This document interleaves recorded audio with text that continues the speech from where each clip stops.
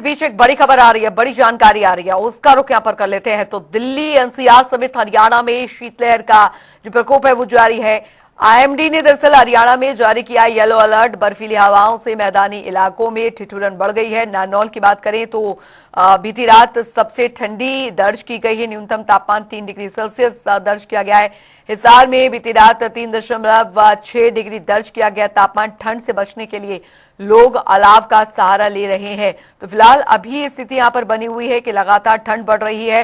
पहाड़ों पर बर्फबारी के बाद इसका असर जो है मैदानी इलाकों में बहुत ज्यादा पड़ रहा है।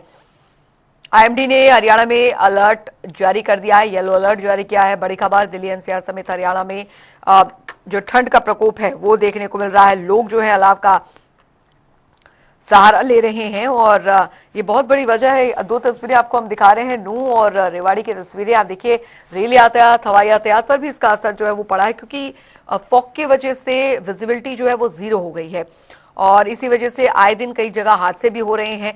अलाव का सहारा लोगों को लेना पड़ रहा है क्योंकि मौसम जो है वो बहुत ज्यादा खराब हुआ है। बता दें आपको, नूह की बात करें, रेवाड़ी की बात करें, यहाँ पर सुबह और शाम के वक्त अच्छे खासे जो धुंध है वो बनी रहती है, जिसकी वजह से लोगों को दिक्कतें हो जाती हैं।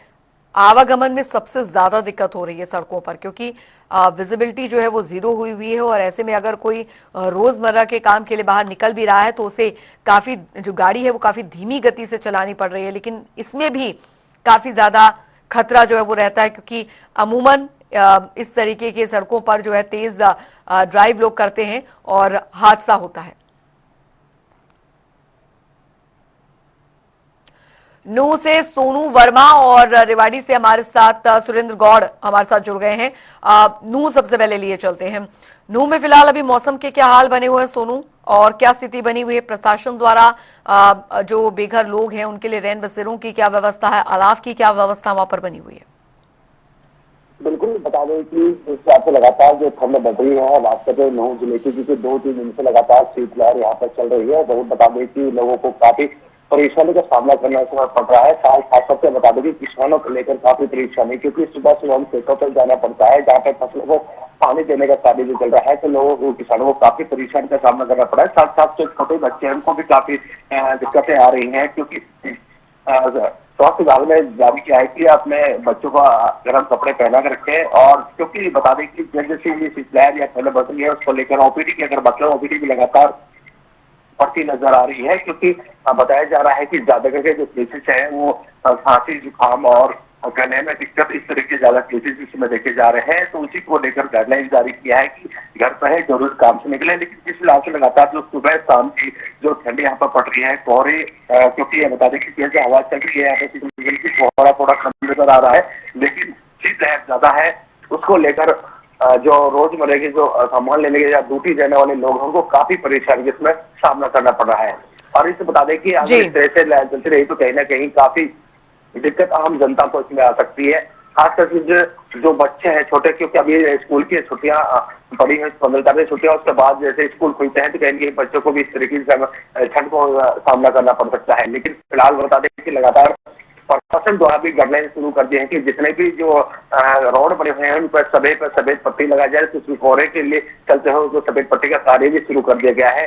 और साथ साथ ये हिदायत भी दी गई है कि जरूरी काम हो तो घर से निकले, अन्यथा अपने घर पे रहे। जी चलिए लौटेंगे सोनू आपके पास, और सुरेंद्र गौड़ भी समाचार रेवाड़ी से हमारे साथ बने हुए हैं। सुरेंद्र, क्योंकि मौसम जो है काफी ज्यादा ठंडा होता जा रहा है, पहाड़ों पर बर्फबारी असर इसका मैदानी इलाकों में पड़ रहा है। फिलहाल अगर रेवाड़ी की बात की जाए, क्योंकि हरियाणा के कई जिलों में कोल्ड डे का अलर्ट जो है वो मौसम विभाग द्वारा जारी किया गया है, रेवाड़ी में मौसम कैसा बना हुआ है? जी अंजलि, बिल्कुल मैं आपको बताना चाहूंगा कि अगर पहाड़ी क्षेत्रों में जिस तरह से बर्फबारी हो रही है, उसका असर मैदानी क्षेत्रों में देखा जा रहा है। इससे रेवाड़ी की कहीं ना कहीं असुविधा नहीं है। अगर रेवाड़ी में कहें आपको डबल अटैक, एक तो कोहरे का अटैक और कड़ाके की ठंड का अटैक लगातार जारी है। अगर बात करें तो आज कोहरा काफी ज्यादा दिखाई दे रहा है।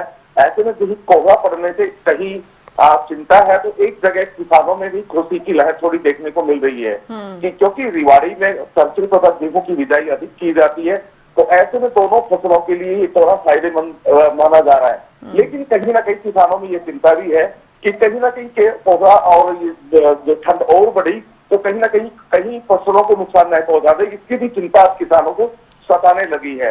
अगर बात करें तो अधिक कोहरे को देखते हुए रेल तथा जो यातायात है वो कहीं ना कहीं बाधित होते हुए नजर आ रहे हैं। अगर ट्रेनों की बात करें तो आधे घंटे से दूर गति की जो ट्रेनें हैं आधे घंटे से लेकर 1 घंटे की देरी से यहाँ चलती हुई दिखाई दे रही है। वहीं वाहनों की जो गति पर भी कहीं ना कहीं ब्रेक होते हुए नजर आ रहे हैं। और ज्यादा दिक्कतों का सामना तो उन लोगों को हो रहा है जो नौकरी पेशा जो जाने वाले हैं, जो औद्योगिक क्षेत्र बावल और धारोड़ा औद्योगिक क्षेत्र है, ऐसे में नौकरी पर तो शिफ्ट चेंज होती रहती, तो ऐसे में लोग दोपहिया वाहनों से जो नौकरी पे अपने काम पर जा रहे हैं उन लोगों को भारी परेशानियों का सामना करना पड़ रहा है। हालांकि बच्चों की अभी छुट्टियां की हुई है, तो ऐसे में बच्चों को प्रशासन ने गाइडलाइन दी है कि वो अंदर रहे। प्रशासन ने गाइडलाइन जारी की थी, उस पर उन्होंने कहा है कि वो इसकी पालना करे, लोग उससे अपील की है, अपनी पालना करे और रात को कहीं भी जो रैन बसेरा है उनका सहारा ले, खुले आसमान के नीचे न सोए। इस तरह की एडवाइजरी उन्होंने पहले ही जारी करी है और पुलिस को सख्त निर्देश दिए हुए हैं कि जो भी बाहर सोता हुआ दिखाई दे उसको तुरंत जो है रैन बसेरा में पहुंचाया जाए। जी बिल्कुल, तो ये प्रशासन द्वारा व्यवस्थाएं भी की गई है, मौसम विभाग द्वारा अलर्ट भी जारी कर दिया गया है कि आने वाले दिनों में मौसम और भी ज्यादा जो है वो कड़ाके की ठंडी जो है वो लाएगा और ऐसे में अगर बारिश हो जाती है तो फिर ये ठंड और भी ज्यादा बढ़ जाएगी।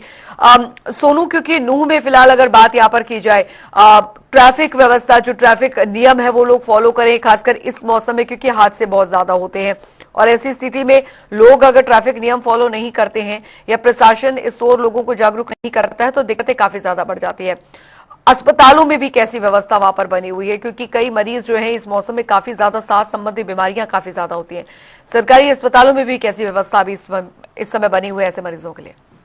सोनू जी बिल्कुल, बता दें कि लगातार जो ट्रैफिक पुलिस है लगातार लोगों को जागरूक कर रही है। अगर रोड की बात करें, लगातार उनको कैंप के माध्यम से या फिर लोगों को जाकर वहाँ पर जो ट्रैफिक सिग्नल लगे हो वहां पर उनको जागरूक कर रही है कि अपने लाइन में चले, साथ ही साथ अगर दो पहिया वाहन है तो वो हेलमेट का प्रयोग करें और गाड़ी में अपने सीट बेल्ट का इस्तेमाल करें और जरूरी काम से ही बाहर निकले। तो उसको लेकर लगातार पुलिस की तरफ से भी लगातार गाइडलाइन शुरू कर दी है और लगातार कैंपेन किए जा रहे हैं लोगों को जागरूक करने के लिए। इसी के साथ साथ बता दें कि अगर हम स्वास्थ्य विभाग की बात करें, हॉस्पिटलों की अगर बात करें तो हॉस्पिटलों में लगातार डॉक्टरों की संख्या वो बढ़ा दी गई है। और बिल्कुल बिल्कुल सोनू, लौटेंगे आपके पास। सुरेंद्र गौड़ भी लगातार हमारे साथ बने हुए हैं। सुरेंद्र, सवाल वही है कि सड़कों पर इस समय काफी हादसे जो हैं वो सामने आते हैं, ऐसे में बहुत जरूरी है कि शासन प्रशासन द्वारा जो ट्रैफिक नियमों का पालन लोग करें, इस ओर भी लोगों को जागरूक करें, क्योंकि अभी बारिश अगर होती है तो मौसम और भी ज्यादा खराब हो सकता है और धुंध बढ़ सकती है। जी बिल्कुल, इस पे दोहराए ना कि जो